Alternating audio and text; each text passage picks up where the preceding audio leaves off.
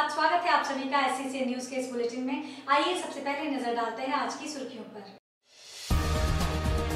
गोविंदपुर में अवैध कंपोजिट शराब की दुकान के विरोध में ग्रामवासी पहुंचे उपायुक्त कार्यालय, रखी दुकान की स्थानांतरण की मांग। सीतारामडेरा थाना क्षेत्र के छायानगर में बंद पड़ी एक टेंट हाउस में लगी आग, करीब 60 से 70 हजार की अनुमानित राशि का नुकसान।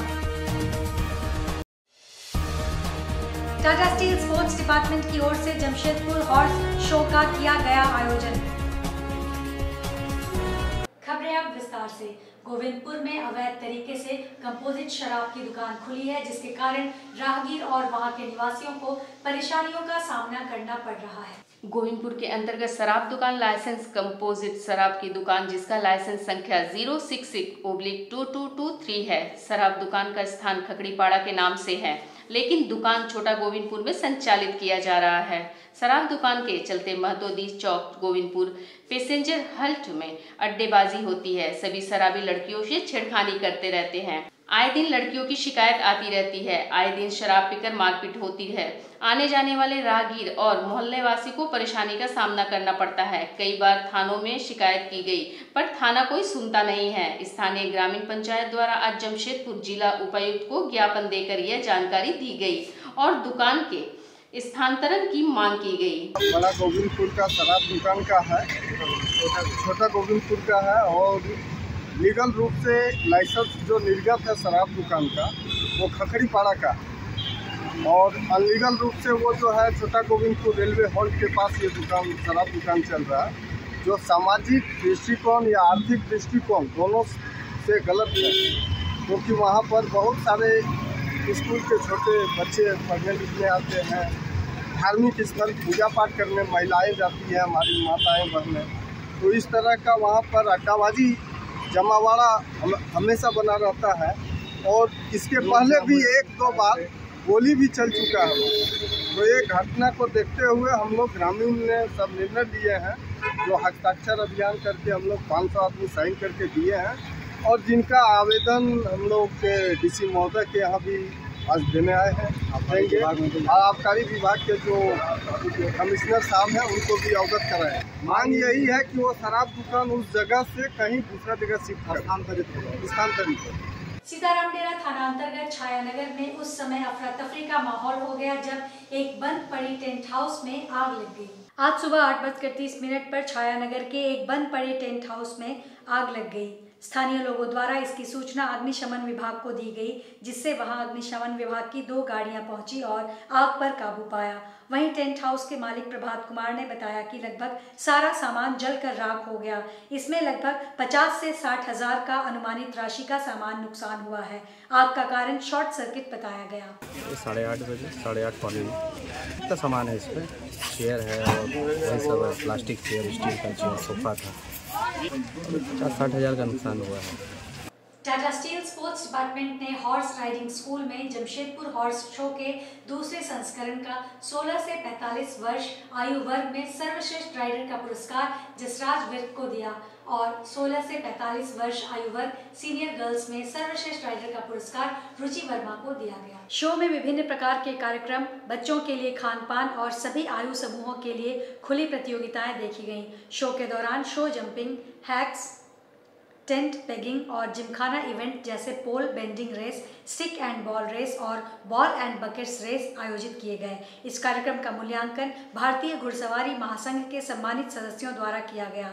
जूनियर राइडर्स द्वारा उद्घाटन कार्यक्रम और जूनियर तथा सीनियर राइडर्स द्वारा शो, जंपिंग और टेंट पेगिंग मुख्य आकर्षण थे। मुख्य अतिथि श्रीमती रुचि नरेंद्रन ने इस कार्यक्रम की प्रशंसा की और इसे एक शानदार सफल कार्यक्रम बनाने में उनकी भूमिका के लिए प्रतिभागियों और आयोजकों दोनों को बधाई दी। उन्होंने विशेष रूप से युवा प्रतिभागियों के असाधारण प्रदर्शन और क्षमता पर प्रकाश डाला। टाटा स्टील के कॉर्पोरेट सर्विसेज के वाइस प्रेसिडेंट चाणक्य चौधरी ने कहा कि यह आयोजन युवा पीढ़ी के बीच घुड़सवारी के खेल में रुचि बढ़ाने और प्रतिभा को पोषित करने के लिए एक महत्वपूर्ण मंच के रूप में कार्य करता है। उन्होंने कहा कि खेल विभाग स्कूल की सूची को बढ़ाने के साथ साथ यह सुनिश्चित करने के लिए अतिरिक्त घोड़ों को लाने की दिशा में काम कर रहा है कि जंपिंग, ड्रेसेस और टेंट पेगिंग सहित विभिन्न घुड़सवारी खेलों के लिए प्रशिक्षण और भागीदारी की आवश्यकताएं पूरी हों। Wards and children participating here, I think it's all because of the effort of this individual here. All of you who have actually moved in to get your children and yourself, I heard about senior citizens participating. So Avnish, you can also join now. So just rubbing it in. So thank you so much. And I think this is the second edition of this event, which again we kept talking about it for a few years. Then pandemic came in, and finally we had the first edition last year. And a few days back when I came in, and Dushant, Vibhuti and everyone was telling me the number of participants seems to be just about close to what we had last year. And I was telling Atrey, when Vibhuti said we have 78, this number was being thrown at me because I gave them a challenge 3-4 days back that the participants seem to be lesser than last year. So great, I am feeling very happy that all of you have come in today, and especially Mrs. Ruchi Narendran, who accepted the invite. I spoke to her only about a week or so back, and I said, I know you are going to be in town, so might as well call you for this event. And last year when Mr. Narendran had come, Jamshedpur के कोवाली थाना क्षेत्र के हल्दी पोखर से लापता युवक देवव्रत रजक का आज शव हल्दी पोखर बंगाली पाड़ा के एक तालाब से बरामद हुआ, जिससे क्षेत्र में सनसनी फैल गई। कोवाली थाना क्षेत्र के हल्दी पोखर के बंगाली पाड़ा के एक तालाब में एक युवक का शव पाए जाने से उस क्षेत्र में सनसनी फैल गई। शव की पहचान कुछ दिन पहले लापता युवक देवव्रत रजक के रूप में की गई, जो कि कुछ दिन पहले अपने घर से लापता था। 17 तारीख से मधु नाम का देवव्रत नाम का लड़का लापता था, जिसका हम लोग गुमशुदा रिपोर्ट करवाए थे थाना में, लेकिन थाना से नहीं मिला। हम लोग को अभी सूचित मिला कि यहाँ पे एक सामने गड्ढा है जिसमें एक डेड बॉडी तैर रहा है। तैरने के बाद हम लोग गए, सब परिवार देखने गए, तो डेड बॉडी पहचानने जैसा लायक में था नहीं। हम लोग उसका कपड़ा, हाथ में कड़ा पहना था, उसके द्वारा मोबाइल के द्वारा हम लोग उसको पहचाने हैं कि ये लड़का हम लोग का ही है। तो अभी हम लोग थाना में दिए हैं रिपोर्ट। हत्या का हम लोग को जैसा लग रहा है कि हत्या किया गया है, तो हत्या के मामले में हम लोग अभी रिपोर्ट थाना में दिए हैं कि थाना से कुछ कार्रवाई करे कि हत्या के मामले में जो दोषी है उन लोग को सबको गिरफ्तार किया जाए, और जिसके साथ बैठता था, उठता था, जिसके साथ रहता था, सबको मतलब थाना बुला के उसका पूछताछ करना चाहिए। जमशेदपुर के डोबो में शिव महापुराण कथा यज्ञ का भव्य रूप से आयोजन हो रहा है और दिए हुए समयानुसार आज दोपहर से कथा का शुभारंभ हो गया है। कथावाचक पंडित प्रदीप मिश्रा की कथा के दौरान 3 महिलाएं बेहोश हो गई। एक कर 3 महिलाओं के बेहोश हो जाने से कथा सुनने आए लोगों के बीच अफरा तफरी का माहौल बन गया। यह कथा कई मामलों को लेकर चर्चा में है। बताया जा रहा है कि कथा से एक दिन पहले झारखंड के विभिन्न जिलों से महिलाएं पहुंच गई थी। उन्होंने टेंट में जगह भी ले ली थी, लेकिन कुछ महिलाओं के द्वारा आरोप लगाया जा रहा है कि उन्हें रात को ही भगा दिया गया। महिलाएं काफी आक्रोशित नजर आईं। कथा स्थल पर लोगों के लिए व्यवस्था तो काफी अच्छी है, फिर ऐसा कैसे हो गया? जमशेदपुर के ग्रेजुएट महिला महाविद्यालय के इंटर की 8 छात्राओं का परीक्षा प्रवेश पत्र उन्हें अभी तक प्राप्त नहीं हुआ है, जबकि कल यानी मंगलवार से उनकी परीक्षाएं शुरू हो रही हैं। इन छात्राओं ने छात्र आजसू के साथ मिलकर जिला मुख्यालय के समक्ष प्रदर्शन किया, साथ ही इन्हें परीक्षा में शामिल होने की अनुमति प्रदान करने की मांग उठाई। बताया जाता है कि यह वैसी छात्राएं हैं जिन्होंने समय पर अपना फीस तथा तमाम दस्तावेज महाविद्यालय में जमा करवाया था, लेकिन महाविद्यालय के द्वारा इनके दस्तावेजों को विश्वविद्यालय के पोर्टल पर अपलोड नहीं किया गया, जिस कारण छात्राओं का परीक्षा प्रवेश पत्र निर्गत नहीं हुआ है।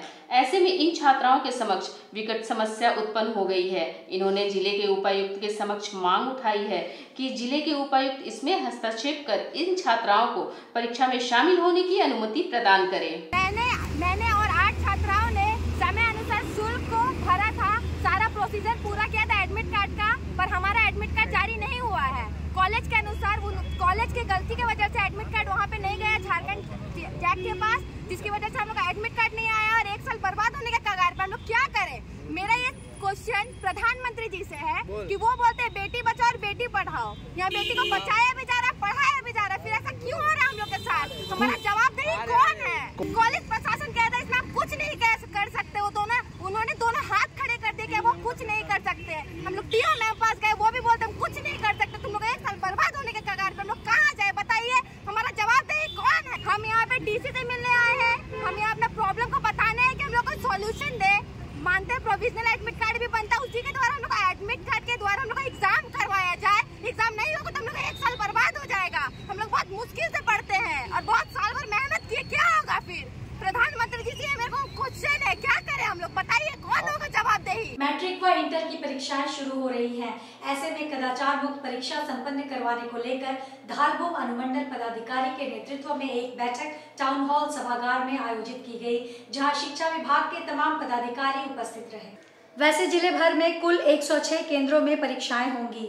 कुल 41,753 छात्र इस वर्ष परीक्षा में शामिल हो रहे हैं, जिसमें 21,022 मैट्रिक के छात्र हैं, वहीं 20,731 इंटर के छात्र हैं। 6 फरवरी से 26 फरवरी तक परीक्षाएं होंगी। सुबह 9:45 से दोपहर 1 बजे तक मैट्रिक की परीक्षा होगी, जबकि दोपहर 2 बजे से संध्या 5:15 तक इंटर की परीक्षा होगी।